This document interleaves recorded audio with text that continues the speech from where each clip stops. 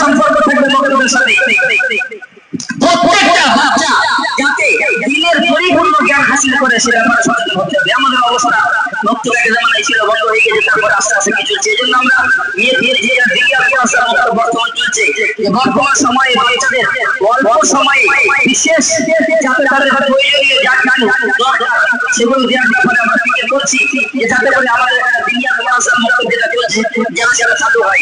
এতে কি হবে, আপনার একটা ছেলে বা আপনার একটা মেয়েদের বয়স হয় যেমন কেজি স্কুল বা অন্যান্য সিলেবাস যেমন আছে সেই পদ্ধতিতে যাতে করে একটা বাচ্চা 3 বছর 4 বছর পড়ার পরে সে দিনের প্রাথমিক কমপক্ষে যেগুলো শেখার জায়গা যে জ্ঞানগুলো সেগুলো তার মধ্যে যেন আসে, সেজন্য একা নামাজ পড়তে পারে, নামাজ পড়ার জন্য দোয়া দোয়া সূরা কেরাত জানে, সেজন্য সব ঘুম থেকে ওঠার দোয়া ঘুমানোর দোয়া বর্ণনা এইগুলো জানে।